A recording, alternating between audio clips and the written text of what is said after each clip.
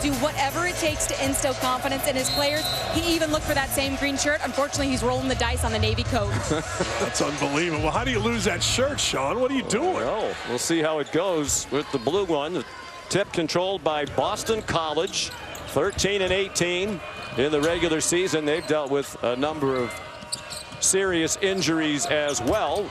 They were 7-13 in league play. Stephon Mitchell, Coach Jim Christian says he's their best player by far, does a little bit of everything. That shot was short and rebounded by Dane Goodwin. That's the news to start the game. Juwan Durham had started every game this season for Notre Dame, but Mike Brey wants to go a little bit smaller, have better offense on the court to start the game. So Dane Goodwin gets the start. Goodwin's been a heck of a sixth man, averages 10 points, shoots it well. You know, you get in a tournament, Sean, and you know this better than anybody, you got to make shots. It comes down to making or missing most times. Derek Thornton, transfer from USC, started his college career at Duke. Rex Pfluger ran down that miss. This is Prentice Hubb, the sophomore point guard. Mike Brey really pleased with his development in year 2. His 3 spins off and rebounded by Mitchell, who averages 8.5 boards per game. This is Jay Heath. Coach Christian says typically as he goes, they go, and he turns it over, had it slip out of his hands. This is good one, another sophomore.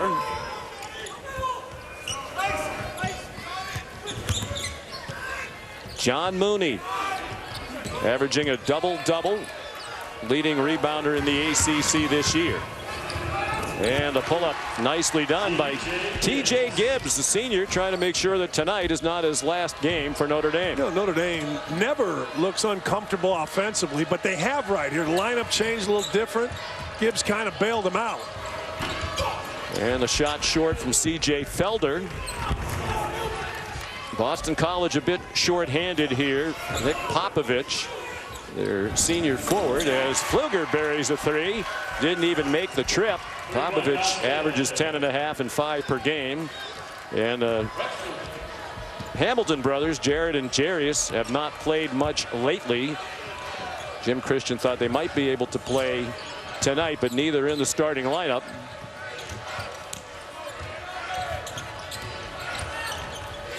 Mitchell out of Shakopee, Minnesota, fouled by Rex Pfluger. There's Jim Christian in his 6th year at Boston College, and a lot of speculation about his future. It's possible this could be his last game. I talked with him about that yesterday. He said he doesn't know what the future brings. And that's a tough situation. You are familiar with that sort of thing yeah, as a coach? You know, you just do your job. And there's a lot of reasons Boston College struggles in basketball. And really probably should be in the Big East based on what they put into basketball. They need to make a commitment. Maybe they will with a new athletic director. But that guy can coach. And that guy has had bad luck. I coached against Jim for a long, long time. And there are a lot of guys in this profession that can't coach. They just get guys. Jim Christian can coach and get guys. But BC got to make a little better commitment, I think, if they're going to compete with the likes of Duke, North Carolina, Florida State. You know that. Yes, for sure. Certainly their facilities below par. They're riding a 5-game losing streak, largely because of the injuries. Pfluger's shot wouldn't go. Notre Dame up 5-2. Nice move to the bucket by Thornton, but then he was stripped on the way up. Pfluger turned it back over, and Mooney commits the foul, but saved the 2 points on a dunk by C.J. Felder. Well, they've had a lot of tough luck with injuries. The biggest before the year even started, Winston Tabbs, terrific guard. Last year in half a season as a freshman, averaged 14 points per game, knee surgery, hasn't played at all. Popovich was a 14-7 guy last year, back problems all year. We mentioned the Hamilton brothers. Jarius hasn't played in the last 3, nor has Jared. And we were a team that probably has to have everything go your way to finish in the top half of the league. You can't afford to have that. No, you can't have your 14-point-a-game score and not play at all. I mean, that's just that puts you behind it. And, you know, fans say, well, it's an excuse. No, it's not an excuse. It's a reason. And there's a big difference. This kid's pretty good. And he's terrific. Jay Heath. Jim Christian was disappointed he wasn't on the all-freshman team.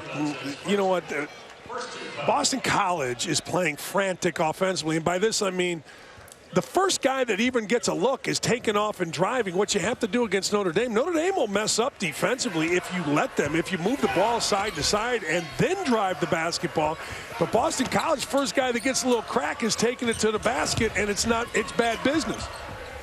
Notre Dame looking for its 20th win of the year, 19-12, 10-10 in conference. A huge improvement over the 3-15 in last place last year. Good one, a drive. Mooney on the second tip. Whistled for basket interference. No basket. I didn't know about that one. From our angle, the ball looked like it was off the rim. Maybe a little bit of it inside.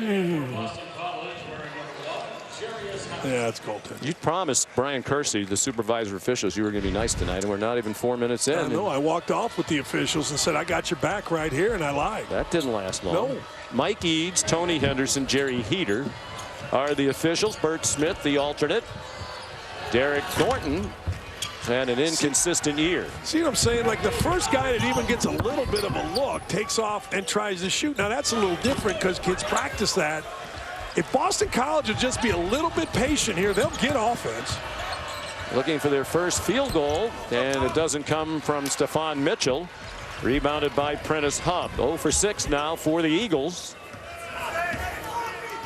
Hard to believe, Dan, they were together in the Big East. Obviously now BC and Notre Dame in the ACC. They've never played in a conference tournament. Yeah, it's amazing. Catholics not playing each other. Two great Catholic institutions.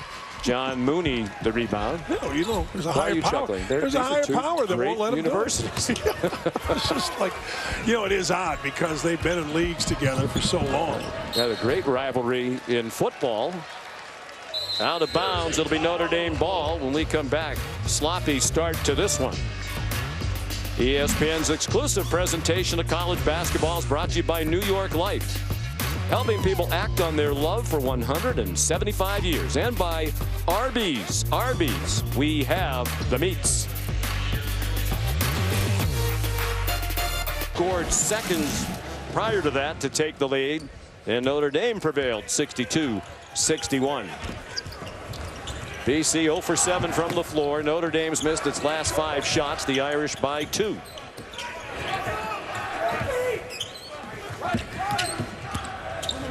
TJ Gibbs had an off year as a junior. He's bounced back in a big way as a senior. Hobbed a long 3. That is a horrible shot. And uncharacteristic of Notre Dame. Very much so. That's why I'm kind of shocked. When you don't turn it over, generally you get a good shot. So Jared Hamilton's on the court for BC after not playing in the last 3 games, and a nice play. Jay Heath the pass, and the bucket for Jarius Hamilton, that was really nice. Also into the game. Jarius Hamilton just dominated down low. That was really nice, and that's what I'm talking about. If you keep moving the basketball, things will open up for you if you're Boston College. Saw a long time on the sidelines for Hamilton. Hasn't played since February 22nd against Clemson. John Mooney, the bucket. And Katie, we understand you were eavesdropping, or as Allison Williams calls it, reporting in one of the huddles. I was, and Dan, you sound just like Mike Bray. He wants to see his offense move the ball better so it can open things up. He said drive it, then feed it to the post, work it inside out, make it easier on yourself, because they have a great respect for BC's defense. Yeah, both teams. I mean, you don't need that shot. If you just move the basketball against both teams, you're going to be able to get it to Mooney, or you're going to be able to get a good-looking shot. Let's see if the ball swings. There it is. Nate Laszewski, the 3. He's in off the Irish bench. He's had the knack for making some big shots this year. Back early in the season, he hit a 3 at the buzzer against Toledo to force overtime. The Irish won, and then he hit the game-winning 3 on a big Monday late in the season to beat North Carolina with under 3 minutes to go. See, he knows. Mike Bray knows his defense is loose right now. So the second possession in a row, he's gone to a 2-3 zone. Mike Bray, the winningest all-time coach at Notre Dame, now in his 20th season. Broke the mark held by the great Digger Phelps. 436 wins with the Irish. And this is a coaching matchup of two of the absolute nicest guys in college basketball. The most real guys, too. I mean, a lot of our coaches, think they live on the mount. Yeah, these two are about as regular and down to earth. You could imagine them being your next door neighbor. Long three at the shot clock buzzer by Jay Heath, the freshman from Washington, D.C., averaging 13 points per game, double figures 25 times this season for the Eagles. There you go. Oh. Hub bumped on the drive. Thought Hub had a layup. He made a nice move to the left hand. This is pretty good. Called for the foul is first. This is pretty good right here. This is, a little desperation, but what he did was he squared himself away, Heath, and don't be surprised if you don't see him make 2 or 3 in a row. Jim Christian described him as a tough D.C. kid out of Woodrow Wilson High School. Leschewski way off, and the rebound to Stefan Mitchell. You can tell whether Notre Dame's going to make by whether or not they reverse the ball. It's literally that simple. That time the ball stayed on the side. Pretty good in the middle here, but you threw it to a coach. Yeah, Don't Mitchell throw it to a coach. Was trying to throw it to Julian Rishwain, a freshman. Who's a good outside shooter, particularly lately. 10-8, Notre Dame. All right, you've got a 2-3 zone here, kind of a matchup, and that's exactly where you go, behind it. And Juwan Durham just in off the bench. We mentioned he had started all 31 games prior to tonight, in off the bench, and he scores early. Gives him about 7 points per game, 4.5 rebounds, a good shot blocker. 3 out of the corner would not go. That's Jared Hamilton. Hub sends it back outside. Gibbs hit the deck after the shot. Leschewski tried to keep it alive. A Notre Dame player down behind the play. And a foul called as Jarius Hamilton tried to put one up. And the injured player is Juwan Durham, the senior academically at Notre Dame. He's a junior in terms of eligibility, out of Tampa, Florida.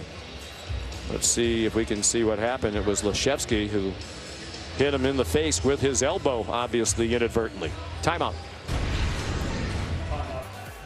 All right, gentlemen, thank you. Jarius Hamilton at the line for Boston College, been bothered by a knee injury almost the entire year. It's had him in and out of the lineup and in and out of practice. He made 1 out of 2. Juwan Durham has gone to the Notre Dame bench. So it's Hub, the point guard, with Goodwin, Mooney, Pfluger, and Leschewski for Mike Brey.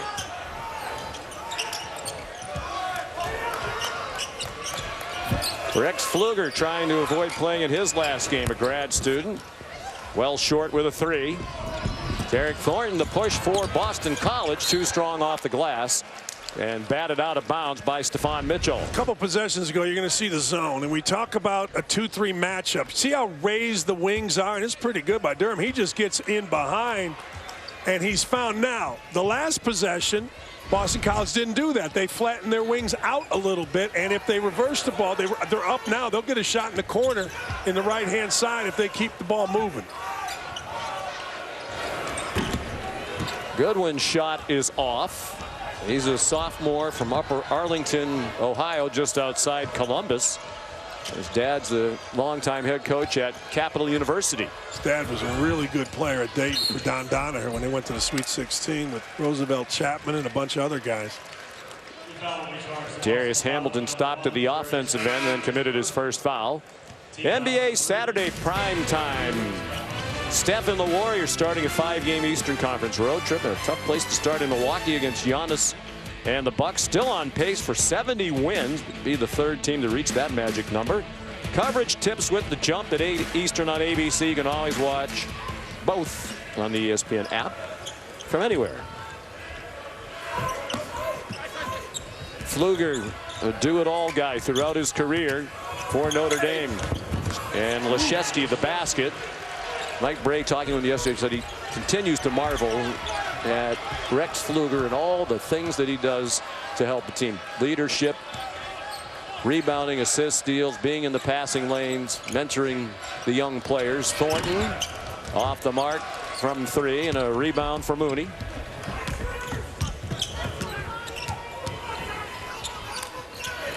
Mooney nicely fed by T.J. Gibbs. 4 points for John Mooney. Man, that's just bad defense. I mean, Notre Dame last time whipped the ball around. Leshevsky got a nice drive. That time, the whole defense was on the left side of the court, or the right side of the court, excuse me, and nobody was helping out. That's like an NBA game.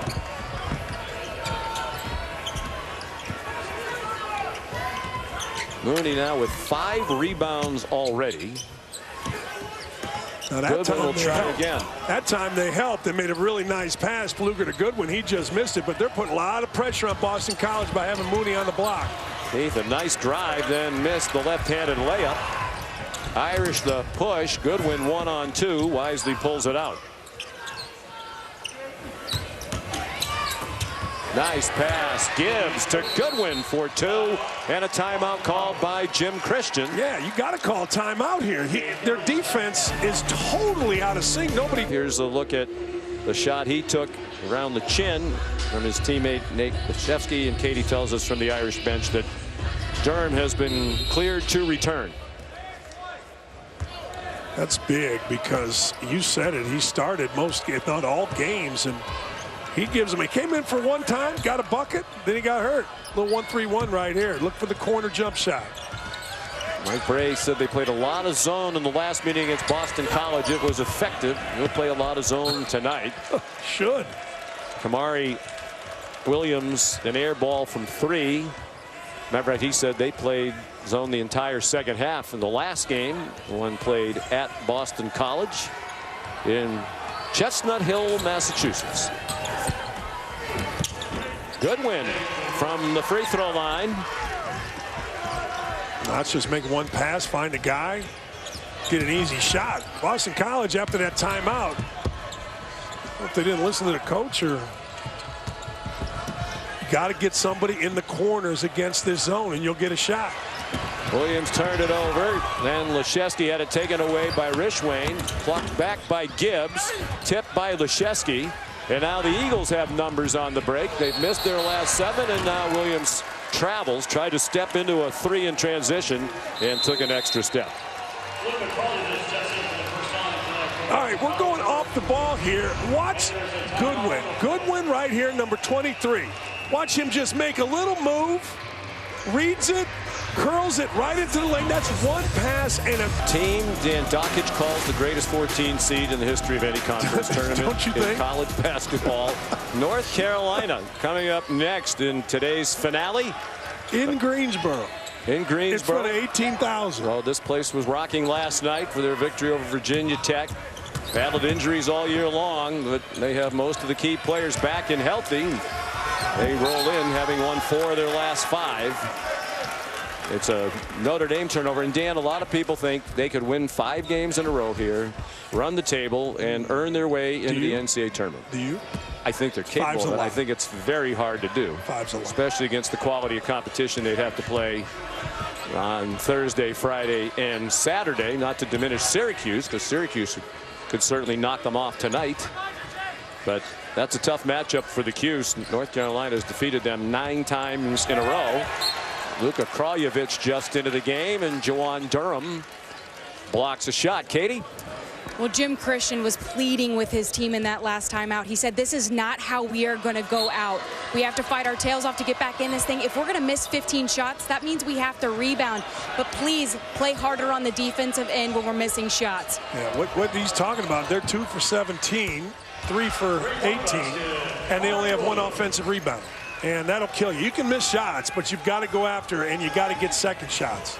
That was a good-looking shot by Kamari Williams, who had been off to a tough start. And the dunk by Durham. That's just too easy. I mean, that's just, what do? I mean, you got to stay between him and the ball. Basket, now you got to run out. Hub took it away for Notre Dame. Notre Dame leads the country in assist to turnover ratio. They don't turn it over. They're unselfish with the ball. And apparently coming off the bench is agreeing with Jawan Durham. That's 6 to go along with that block shot. How about that? I mean, don't sulk. There's no reason to sulk. You're not starting. So what? You're going to get big minutes if you play well.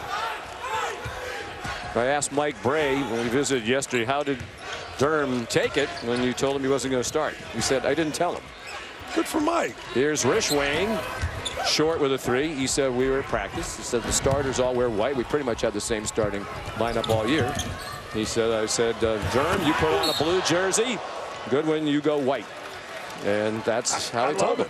Look how easy this is. And Durham didn't say a word, by the way. I'm not surprised. Durham just comes up. It's a simple slip. Help is late because you got to stay with Gibbs a little bit. But, man, this is just too easy, and a really nice read by Durham to go get a layup. You'll get the start if you do a few of those things. Rishwain, the foul, not strong enough to prevent the Sean, one of the great things about a guy like Mike Bray is you don't have to coddle players. Like, people think, well, they got to love playing for the coach. I never understood that. Like, why do you have to love playing for? I didn't want to see Bob Knight ever, other than on the court. Well, so Mike Bray just says, look, this is the decision I'm making. I'm the boss. And Durham, to his credit, how good has he been in the minutes that he's gotten in the first half? That's fantastic. Rishwain's first foul forced the 2 free throws, both of them made by Durham, the first free throws of the game for Notre Dame. And you're right, and I think Mike Bray's players have so much respect for him. Well, even if they don't, so what? And I think they like him, unlike I do too. Some people who either are afraid of the coach or just don't like him. And there's nothing wrong with being afraid of the coach. Being afraid has won a lot of games for a lot of coaches. I never understood the reason why 18 to 22-year-olds want to hang out with a coach. Right. Like, I don't want to hang. Why would? I'm Mike Bray's age. I don't want to hang out with 18 to 22-year-olds. Well, I think he has the perfect balance of he knows when to love his team up. He knows when to get on them. Now that's big. They have fun. And to me, he's been one of the best coaches in the country for a long time. 3 times the Big East Coach of the Year when they were in that conference. And he's innovative. He adapts when things don't go. Remember the burn offense a few years ago? Now he's playing zone. Mitchell, the only thing he doesn't do exceptionally well is score. He does everything else. He was well guarded there by Hub as he thought about a 3-shot clock about to run out. And the shot wouldn't fall for Jared Hamilton. That was so good by Hub. You said it. Hub took away the shot that got in and blocked out a bigger guy and got a rebound. Durham, wow, is he active. And one of the reasons he went to the bench, and he'll go back to the line, is that in the last 4 games he had scored a total of 14 points. Yeah, watching him in this game, he is far more active. Now, sometimes the ball finds you, but most times a guy like Durham puts himself in a position to get the ball by just simply being active. Far more active than the last games I've watched of Durham. Well, the average is 7.6 per game for the year. He scored their last 7 points as they're pulling away from BC. That one popped off. And they didn't run a play for him when he slipped that screen for a bucket. He just read it and made a good play. Well, he definitely seems to have responded the right way, playing hard and with focus after coming off the bench for the first time all year. Jarius Hamilton nowhere near the bucket. The bucket moved. It could. I think it did.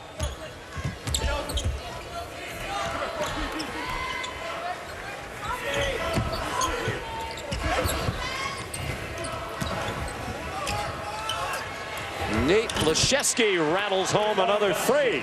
Any shot you want if you move the ball and drive it to the middle. There is very little I hate to keep harping on Boston College defense, but Jim Christian is in their huddles. He's begging guys to play. Mari Williams way off.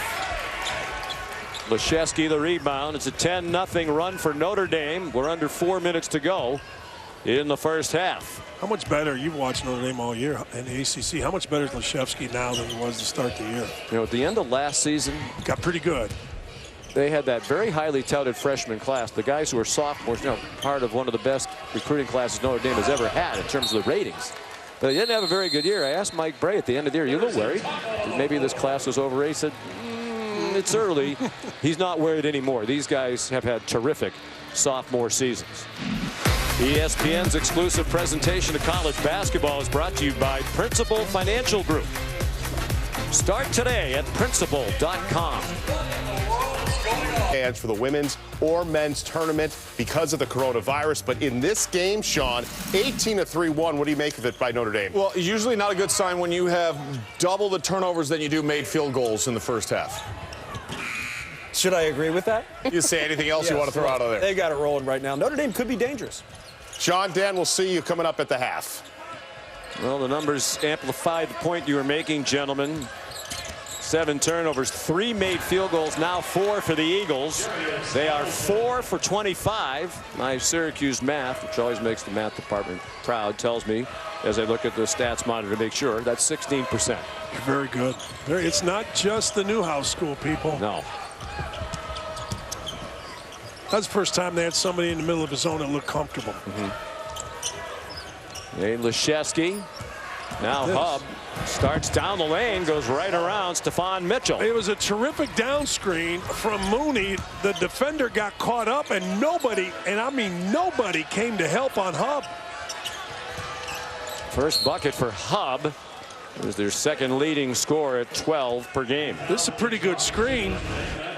You're going to see right here. Right there's a good screen, but man, just 2 or 3 steps behind, and absolutely nobody on the ball side faked at the ball, and nobody came to help. And Notre Dame literally, Sean's doing whatever they want. John Mooney just picked up his second foul, so he'll go to the bench probably for the remaining 2:37 of this first half. Now, if you want a game, and we always talk about the first 4 minutes, this 2.5 minutes is huge. This is either going to stay at 18, get way out of control, or you may have a chance if you can get cut 4 points in this last 2.5 minutes if you're Boston College. Well, he's good.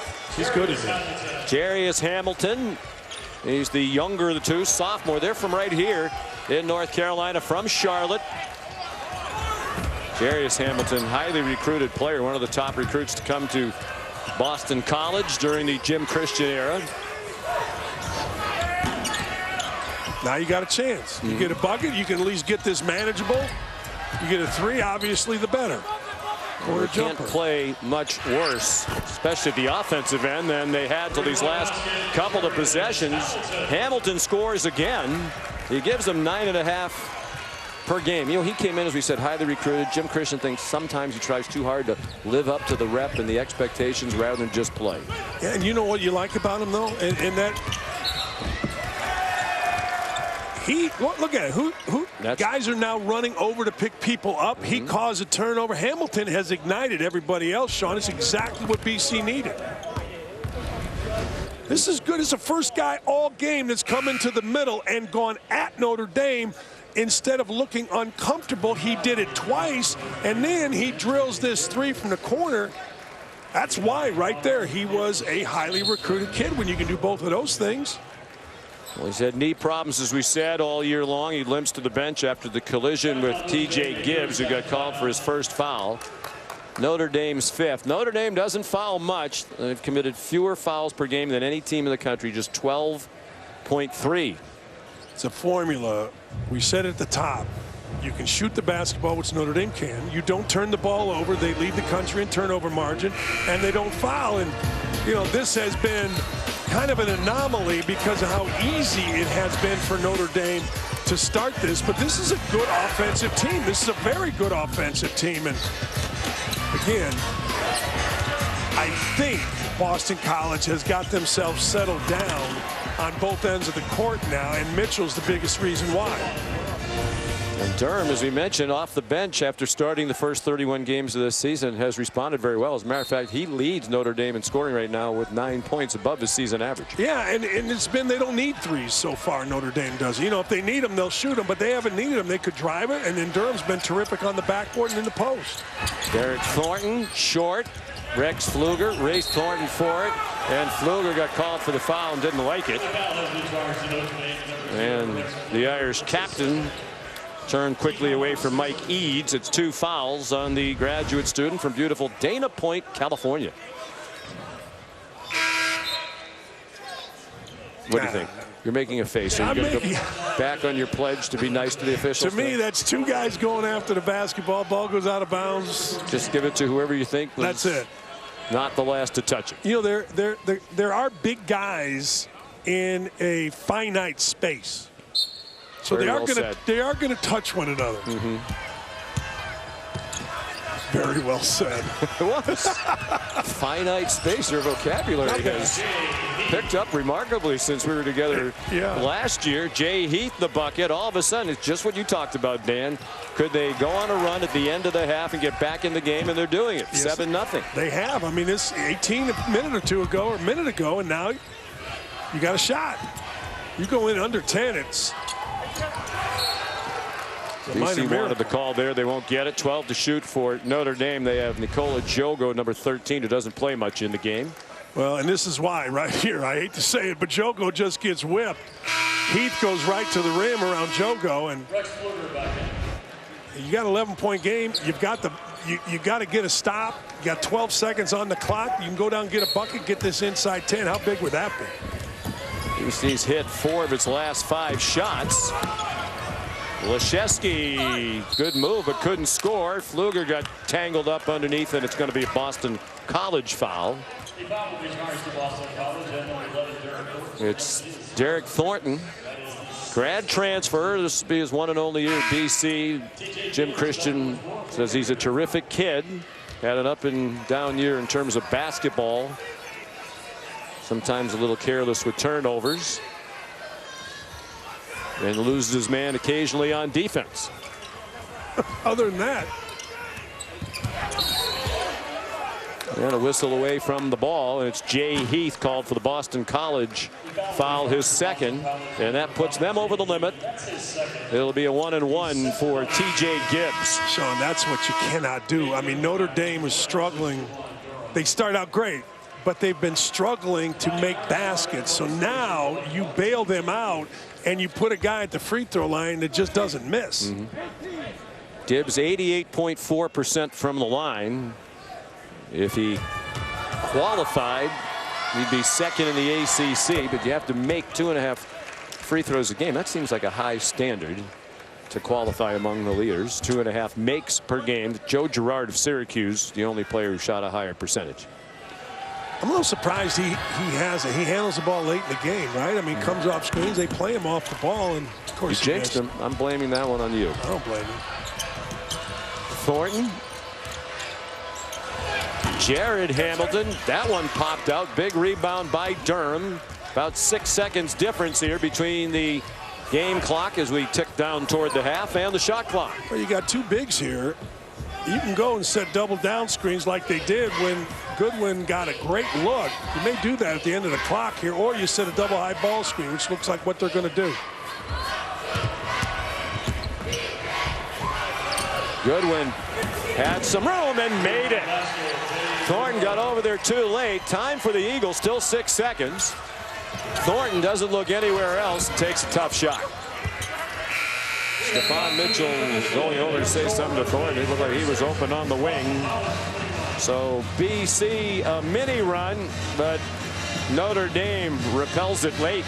Here's Katie with Coach Bray.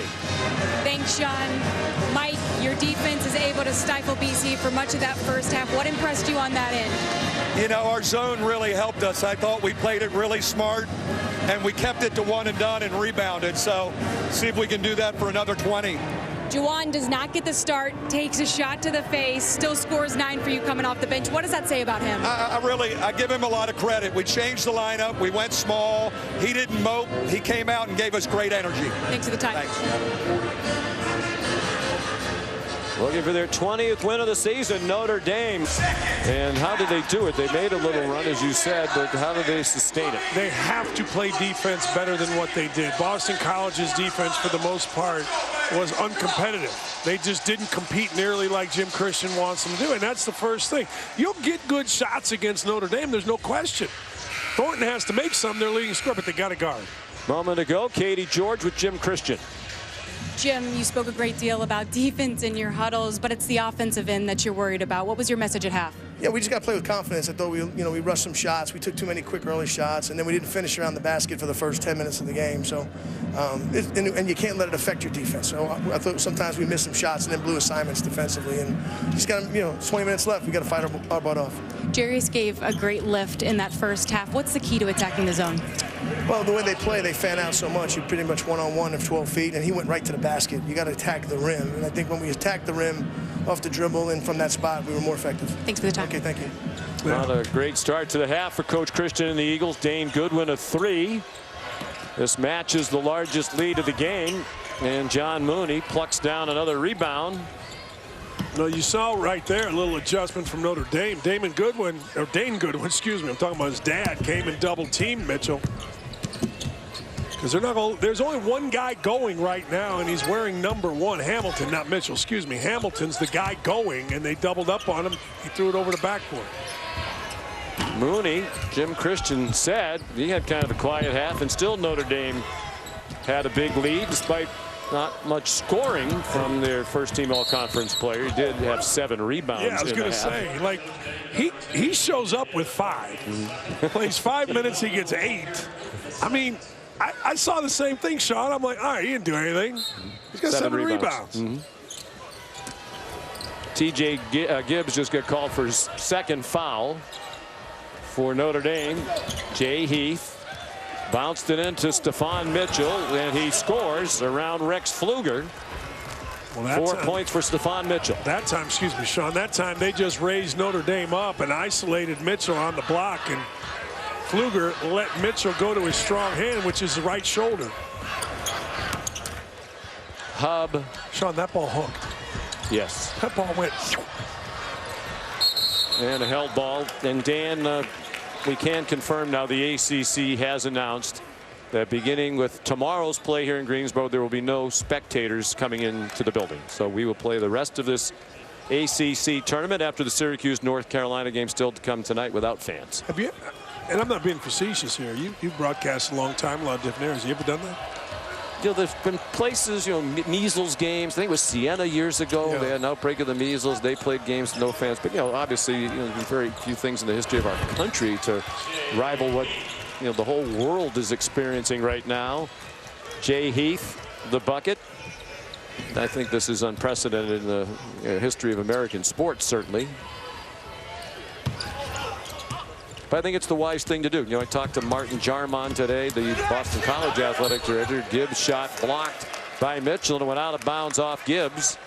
And he said, when you're making these decisions, you have to proceed with an abundance of caution. If there's any question, you have to take the side that protects people's health. And the last thing anybody would want is to have tens of thousands of people come through here on the weekend, and then we find out early next week that 1,000 people wound up with this coronavirus because they were in this building. I agree. You got to look at the bigger picture, and people can complain about it. But personally, I always feel like people that make those decisions, number one, they don't want to do that. They're not setting out to keep fans out, but the information that they have leads to the decision that they make. So you can complain, I suppose, but to me, it's for the greater good. Absolutely. And it was interesting to watch SportsCenter tonight. Of course, the Golden State Warriors are going to play without fans at their home games. And there's another bucket by Jarius Hamilton, who's single-handedly keeping them in the game. And Bob Myers, the GM, and Steve Kerr, the coach, I think got right to the heart of it. They said they felt sorry for the people who work in the arena, the concessions people, the ushers, who rely on that income to live, and now they're not going to have it. The NBA will survive. Certainly the players, coaches, owners, they'll all get through this eventually when this gets solved and the world moves back to normal, but seems like we're a long way from that now. Hub the bucket. But we feel bad for the people here in Greensboro, the hotels, the restaurants, who were expecting all these people to come here and pump up their economy, and now that's not going to happen.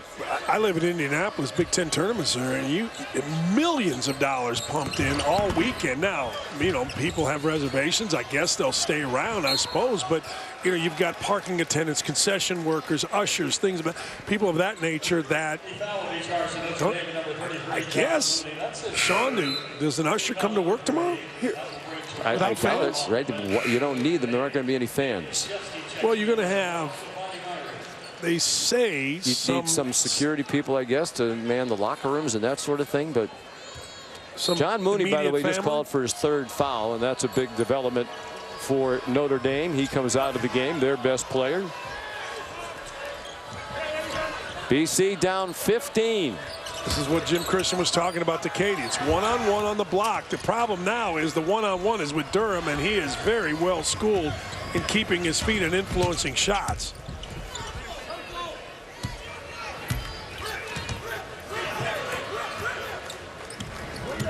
Dane Goodwin, T.J. Gibbs. Goodwin catch and shoot.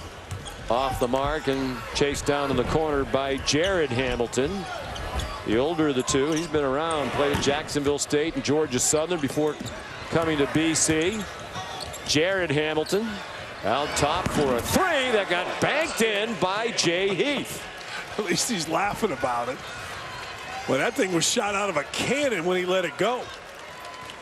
Interesting move here. Boston College. I'm sorry, Sean. They're switching everything. They did the last couple of possessions. After the initial move, they've gone to switch everything, and it's kind of kept. Like right there, they missed the switch, the 2 guards, and it cost them 3. Great point. T.J. Gibbs, the 3. He's a much improved 3-point shooter. 42% for the year. And in conference play, 47% to lead the ACC. Heath, a little long with the one-hander, rebounded by Leszewski. Blocking foul called. Jawan Durham will be at the free throw line after the media timeout. Kamari Williams, the foul, his first.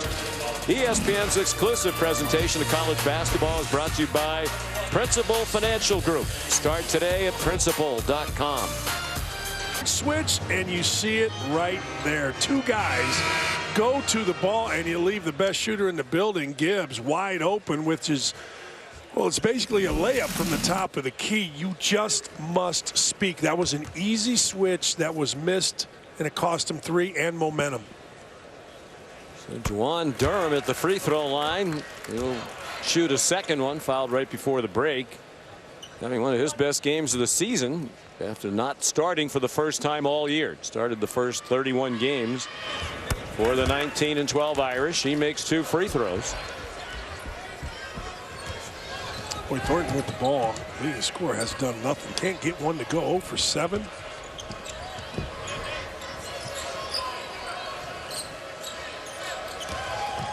By the way, leads Notre Dame now with 11 points.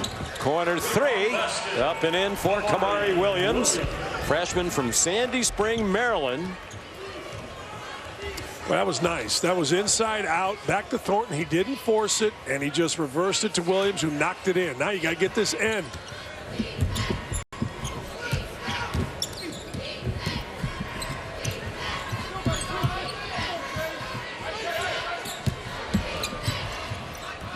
Hub at 8 games of 20-plus points this season. Goodwin had the fire. That's an air ball and a shot clock violation. Here's Katie George. When you guys have the chance to listen into these huddles, you get a real sense of a team's identity. And this Notre Dame team is senior-led. Rex Pfluger, T.J. Gibbs, and John Mooney did most of the talking in that last huddle. The key phrase coming from Gibbs, it's time to step on their throats. We are not letting up in the second half. Yeah, and that's exactly what you want. And, you know, if you come to Notre Dame, you're a good student. You're probably a natural leader, and you need to put that out there on the basketball court. And as you get older, that should come second nature. That should be about the easiest thing you do, is lead and talk and encourage and teach. Derek Thornton can't really get it going here tonight. C.J. Felder was on the offensive glass, and it was ripped away by T.J. Gibbs. Man, that was good, Sean. I mean, he just, you said it, just ripped it right away from 2 guys. Now that was bad. Yeah, they doubled Mooney, so he went to pass out of it and wasn't on the same page with Prentice Hub. This is great. That's not the biggest dude in there, but he's the toughest right there and takes it away from everyone. So a 14-point lead for Notre Dame. Largest was 18. Boston College has never led in this game. Stephon Mitchell, nicely done. That was really well done, and Coach Christian told Katie we're going to attack, and Mitchell just beat Mooney to his strong hand, the right shoulder. Typical night for Mitchell. 6 points, 8 rebounds. Was on the 5-man all-defensive team this year in the ACC, the first player from BC to make that squad in their 13 years in the league, and John Mooney scores from in close. Well, John Mooney just timed it better than the other two. The pass was floated. Mooney just waited, went up and got it. He hadn't scored since 9:42 remained in the first half. Collision, and they're going to whistle Prentice Hubb for his third foul. Watch his pass here. I don't know if you can tell in slow motion, but it's floated up there. Everybody jumps, and Mooney just has great timing and then a really nice finish. Can't let Mitchell go to his right shoulder. Pretty smart by Mitchell. Watch, he's going to come back this way. Boom. Mooney didn't read the scouting report. Nice move, Mitchell.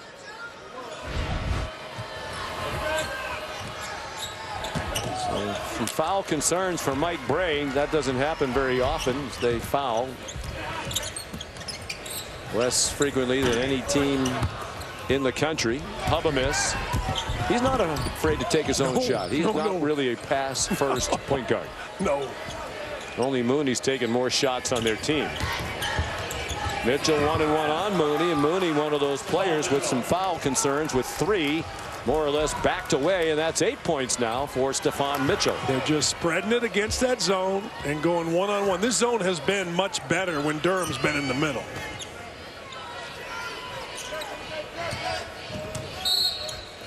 And a little too frisky Jared Hamilton as he moved in on Dane Goodwin. Watch how spread out this is. Now you're going to see 4 Notre Dame guys all staying with their man, which basically, Sean, you just said it. He's got fouls, 3 of them for Mooney, so he's got to be a little bit careful, and Mitchell takes advantage.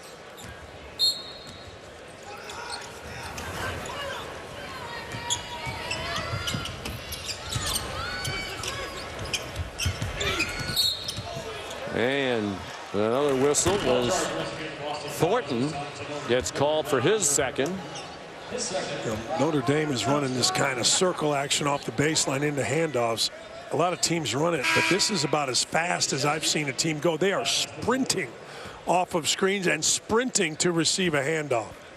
That's why you're seeing fouls here. You said too frisky, and you were right on top, but that foul was because Notre Dame's going really hard.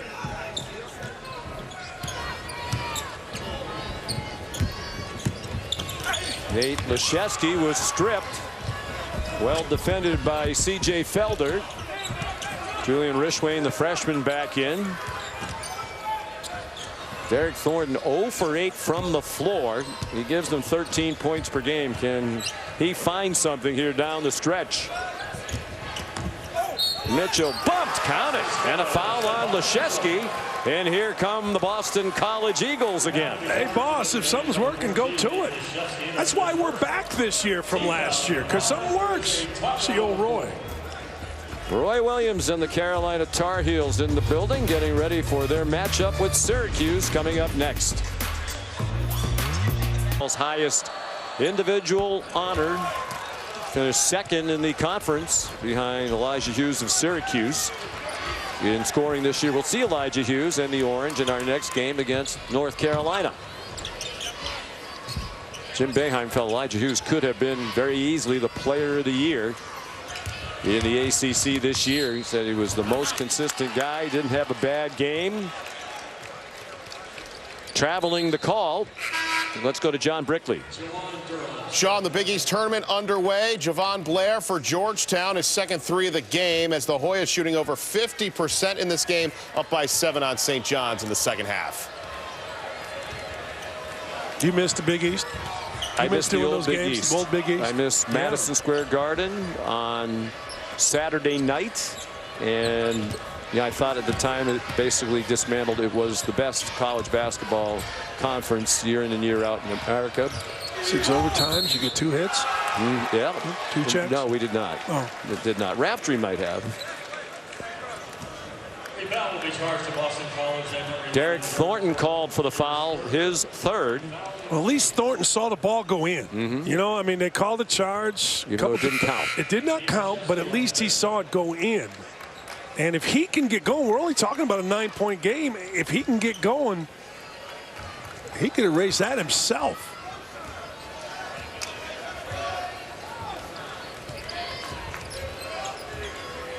Hub guarded by Thornton. Hub to TJ Gibbs, defended by Jared Hamilton. 15 to shoot. And another whistle as Pfluger tried to lob it into Leschewski. And the foul is on Thornton, and that's his fourth. And he's going to come out of the game. Here's Katie George. Well, guys, Boston College's bench has been rejuvenated. Jim Christian telling his team, you can see it in their face. They're getting tight. It's time to ramp it up. This is when we dig in and play solid. You can feel the urgency from Christian on the bench. The question is, will his team match it on the floor? You saw a tight shot right there. Damon Goodwin's been making everything. Next thing you know, he didn't get it inside the rim. Playing without John Mooney on the bench. He has 3 fouls. Nice floater by Jared Hamilton. And here come the Eagles again. Down a couple of times by 18 points. Within 7 with a long way to go. Not yet. Midway through the second half here in Greensboro. A 7-0 run and a 12-2 spurt for BC. Goodwin kept alive the Gibbs miss, but it wound up with Stephon Mitchell. 4 on 3 for the moment. Huge shot, no good by Jared Hamilton, and now a run out for Pfluger, who lays it in. What a big turn of events. And that started by TJ Gibbs knocking the rebound away, and then Hamilton not rotating back and got beat over to the top. Huge play by Gibbs, knocking the ball away, and a steal. Winds up in the hands of Pfluger, and then he's fouled, perhaps out of frustration, by Jarius Hamilton, who's noticeably limping again. Watch this play from behind. TJ Gibbs tips it, ball to Goodwin, and nobody rotates back, and Pfluger beats everybody. That little play by both Gibbs making the play and Hamilton not rotating back, you feel like it changed the game back into the favor of Notre Dame. Well, Jarius Hamilton limped to the bench. It almost looked as though he took himself out after getting called for that foul. 6 already on BC and 5 for Notre Dame, so we could well see a lot of free throws down the stretch. We mentioned all year long, Jarius Hamilton has battled a knee injury. Banged it early in the year.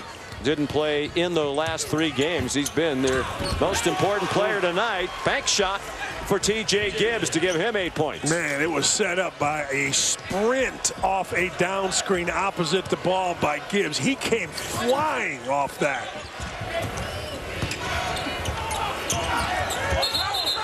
Traveling, the call against C.J. Felder as he shuffled his feet in the low post. Yeah, different. Watch this here.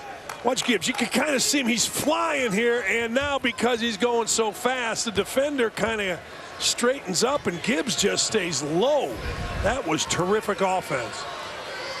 On the other end, Leschewski's been the guy in the middle, and they've moved Mooney out to the outside. And Mooney came and doubled, caused the travel.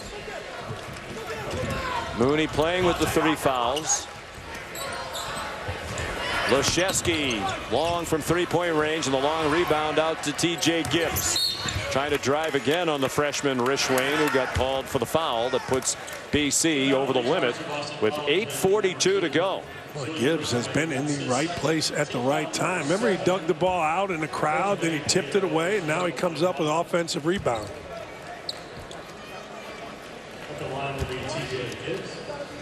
TJ Gibbs, 16th all-time in scoring at Notre Dame, 1,568 points. You know you've done something when you recently moved past LaFonso Ellis on the all-time scoring list. Who that? Our friend and colleague. Oh. Did a great job in the studio again today. I'm a little worried about Seth Greenberg. That sounds voice bad. has very little left. On a good day, he sounds bad. You mean hoarse, not...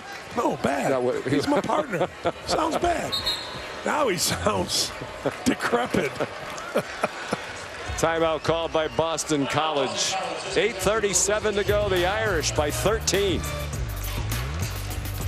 think they're playing great. I mean, they're going on the road as hard a places as you can. Looky here. Stefan Mitchell powers his way to the bucket. They're back within 11. The bad news for Boston College, we're told that Darius Hamilton, obviously been in considerable pain several times tonight with the injured knee, is not going to return. Well, he got him going. And Mitchell has picked it up from where Hamilton got him going late in the first half. And now BC has a shot. Mitchell has 13 points now to lead Boston College. John Mooney, tough shot, long. Dane Goodwin tipped it, but it wound up with Derek Thornton. I feel like Thornton looks good. I think he's going to make his next shot. He's due. No, he's overdue. Still 0 for 8. Mitchell wants to go to work again. He got bumped by Leszewski. Notre Dame confront Mitchell if you'd like, because they can get help from the backside, and they're choosing to give Mitchell the ball, and he's killing them. Foul on Leszewski is second. It takes us to immediate timeout. The Tar Heels and the lane, yet you know he's coming back to that right shoulder, his left hand, and Mooney doesn't guard it. Same thing coming up here. Takes him to the left and just whips him to the strong shoulder. You've got to be able to guard this kid going to his left or coming back to his left, and he's been the difference in the ball game, getting Boston College back in this. Meanwhile, after a missed shot by Jay Heath, here's the fourth foul on Prentice Hubb. There are the numbers for Stefan Mitchell, and it's really typical. The points more than he typically scores. He averages 7.5 per game, but 8.5 rebounds. He led the ACC in steals at 2.3 per game, 5th in rebounding, 6th in assist to turnover ratio, nearly 2 to 1.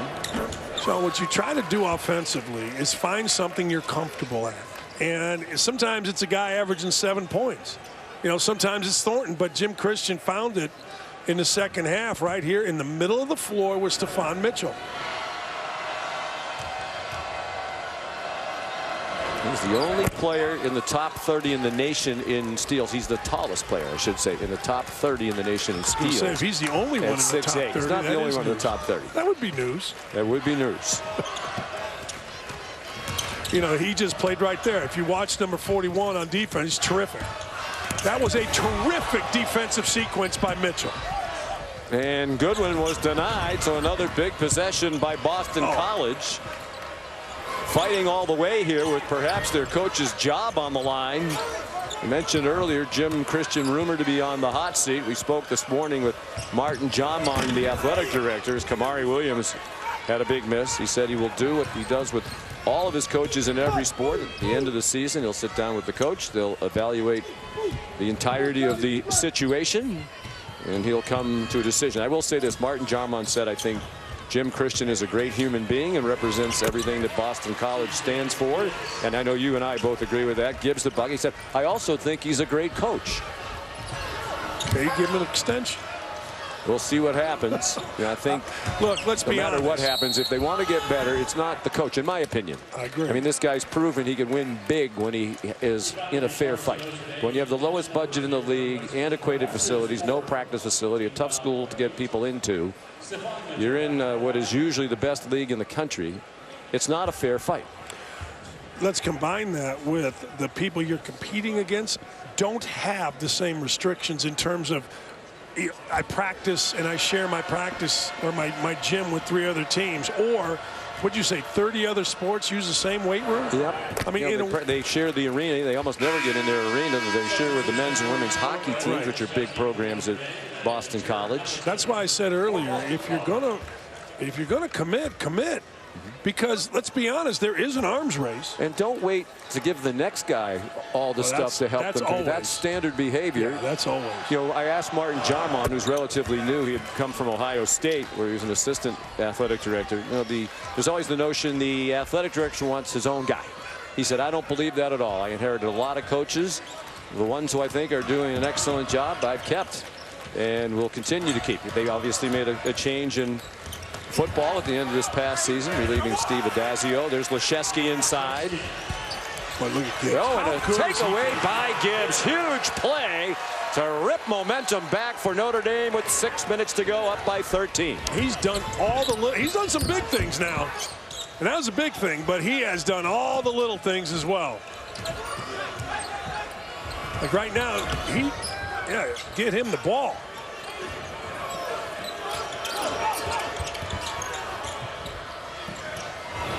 Yeah, Thornton just can't get it. And what might be his last college game, if the Eagles don't win, it will be his last college game. I'm usually wrong, but never in doubt. And I was wrong about Thornton. This is pretty good. There's your layup and sneaking right in and then finishing. Well, that changes the entire complexion of both benches. Not only the game, but both benches and the momentum each feels. Timeout here. Let's send you back to the studios. John Brickley. And Sean, update on the SEC tournament. Georgia and Ole Miss, despite Anthony Edwards, 1 of 11 from the floor, just 3 points. Bulldogs have relied on the performance of Jordan Harris. 21 points. Georgia leads with over 5 minutes to go on the SEC network. All right, here at the ACC tournament, John, third game of 4 on day 2. The bottom 4 teams, the only teams to see action yesterday. Pittsburgh and North Carolina advanced to today. Pittsburgh knocked out today by NC State as seeds 5 through 10 see their first action of the tournament today. North Carolina advanced last night with a win against Virginia Tech. They'll play Syracuse in our game next. They have the Tar Heels 9 straight games against the Orange. They are the only team ever, only program ever to win 9 in a row against Syracuse. Cornell won 8 straight back in the 1920s when Bill Raftery was on the call, and he remembers it well. We think. And Boeheim was playing. But who do you like in that matchup tonight as those teams warm up? Look, I love Carolina. I mean, I said it earlier. I'm going to say it all game. Best 14 seed ever. You got a first-round pick. I think ever. I totally agree with you. The 14th seed in the Big Ten has 7 players suspended. 2 of them haven't won since December. Nebraska. Yes. Maybe Guys they've won off the since football team yes. to help them out at the Big Ten tournament. So this 14th seed has, I don't know. Lottery pick point guard. I think so.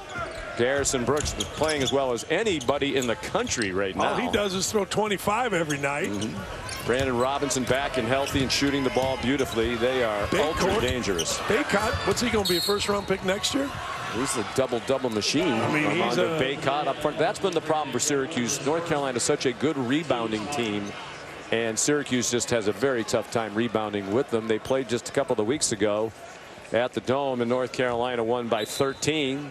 You know, something to watch. You're talking about Garrison Brooks. Okay, the numbers are ridiculous, but when they played last time, Garrison Brooks in the middle of that zone was so good at making the right decision. He just tore up Syracuse's zone by just being really comfortable playing against Sidibe, who had a really good game, but Brooks was fantastic in all areas. Goodwin's foul, his first, the 9th for Notre Dame. Stephon Mitchell made the front end of the 1-and-1. Garrison Brooks, now that they're all healthy and Anthony's back, he can drive it and shoot from outside. Brandon Robinson makes threes.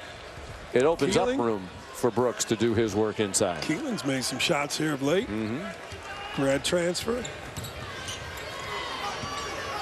Notre Dame can't quite shed these BC Eagles. 5 minutes to go. Gibbs a little short. Ooh, very late whistle for a blocking foul underneath against Jay Heath. Same thing though, Sean. I mean, Gibbs is flying off of screens opposite the basketball. It's good offense. You get the guy that's going. Watch this. The ball's opposite, and he just gets by his man and causes the contact coming from the left to the right. He is flying off screen. So 3 fouls on Heath. Both teams are in the bonus. I do think this. I mean, and I'm curious your thought.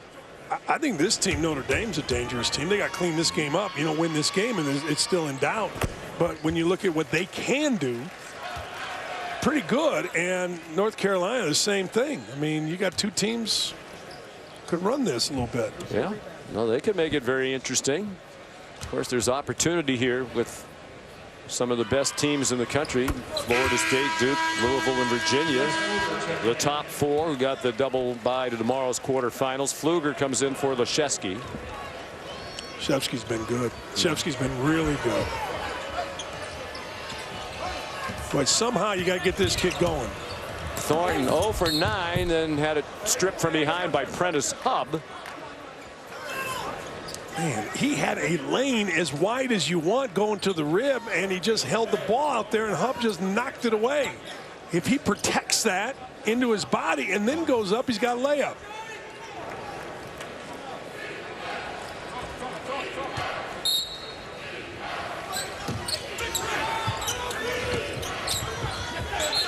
Poked away from Heath by Hub. Heath, by the way, 2 3-pointers tonight, giving him 64 for the season, and that is the BC freshman record. It was 63 by Tyrese Rice back in 05-06. Ooh, that was a nice play.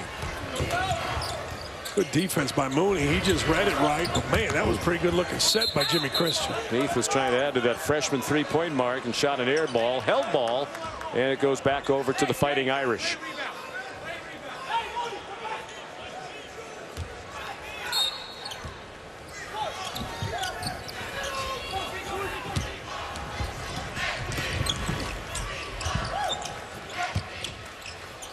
Hub wide open. That's a 3 for Prentice Hub. Well, that was good action. I tell you what, Gibbs took the ball as deep as he could, stopped at the free throw line, which is what you should.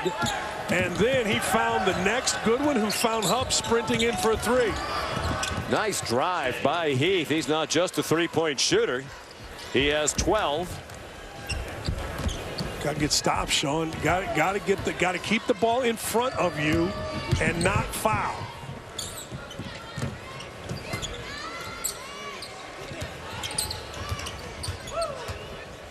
Four minutes to go.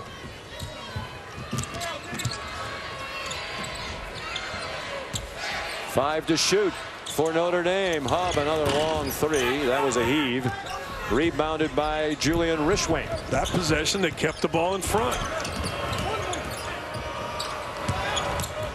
Rishwain tried to power in on Goodwin. Wild shot snatched by Gibbs. And Stephon Mitchell is still down behind the play as Goodwin goes all the way to the bucket and scores. So they've already lost Jarius Hamilton for the game, and now the man Jim Christian says is their best player by far, Stephon Mitchell, down on the court.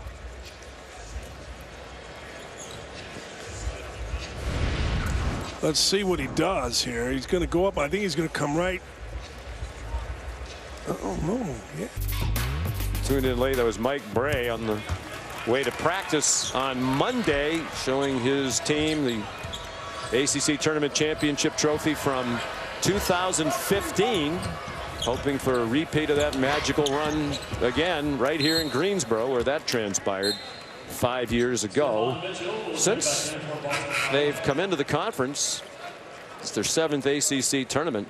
They have more than held their own. 9 wins in the ACC tournament over that time. Only Duke, North Carolina, and Virginia have more. Jay Heath, they need it, they don't get it, and Mooney corrals the rebound. It's number 10. It is. What will he end up with? 14? I'll make the over under 14. He got under. All right, he has 6 points though, so he needs to get scoring if he's going to have his 26th double-double in 31 games. He leads the nation in double-doubles. Guy who's really improved. You know, we talk about Notre Dame and Mike Bray. Their players get better. Yes, they do the skill development.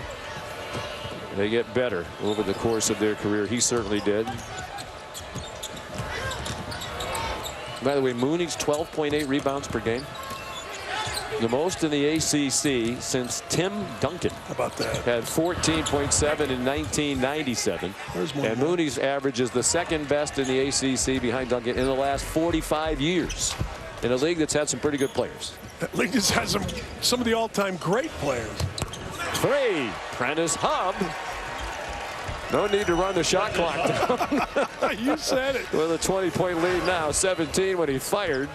Not exactly a pass first point guard. No, he is not. But he has had a terrific sophomore season. And I think he's the reason why I agree with you. They're dangerous if they can find a way to sneak into the NCAA tournament. They certainly would have more work to do there. There's Mooney. He's 2 points away now from that 26 double-double. And this is the largest lead. Game kind of faded away again from Boston College when Jarius Hamilton left. Could not return. Mitchell's trying to fight his way through it. He'll be back for another year. He's a junior, and he gets bumped by Mooney. A little more perspective on John Mooney, senior from Orlando, Florida. Only player in Division I averaging 16+ points and 12 rebounds. We mentioned the 25 double-doubles. Leads the country. He had 383 rebounds in the regular season. That's 111 more than any other player in the ACC. Vernon Carey of Duke, second.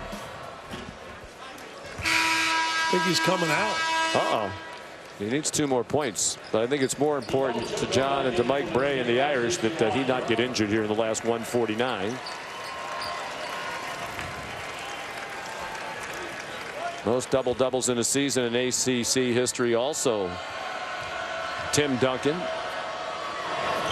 The 25 that he had this year ties the Notre Dame single-season mark with Luke Herringody. He was a terrific player a little over a decade ago. He's the second best player from Andre in high school in Maryville, Indiana. Well, let me guess who was number 1. Take a wild guess. I'm going to say you. Damn right. Luke and his brother Tyler used to come to my basketball camp, and when Luke went to Notre Dame, Andre's a Catholic school about an hour away from South Bend, Gary, Indiana. And when Luke went there, a lot of people doubted him, and he ended up, I don't know, can you make the argument he's the best player in Notre Dame history statistically? Statistically, I don't think in actuality. I mean, I think Austin Carr or Adrian Dantley or there are many others. But I mean, talk about getting the most out of your ability. Right, and another guy who improved over the time that he was there. Yeah, I mean, he's at the top of a lot of lists at Notre Dame, near the top, among the all-time leaders in rebounds and points. Spinning to the bucket, C.J. Felder. The Eagles a minute 20 away from their season ending at 13-19, and then all the attention will focus to the coaching situation. We talked about what a tough job it is. We talked to Mike Bray yesterday, and he said, I want to say this about Jim Christian. He's a great coach. He's the kind of guy I would want my son to play for. And if this is it at Boston College, he won't have to wait long to get a job. So well regarded. He's the winningest coach in the history of the Mid-American Conference by percentage. When he was at Ohio U and Kent State, won 70% of his games. What he did, he kind of inherited an unbelievable crew. No, that was Stan Heath.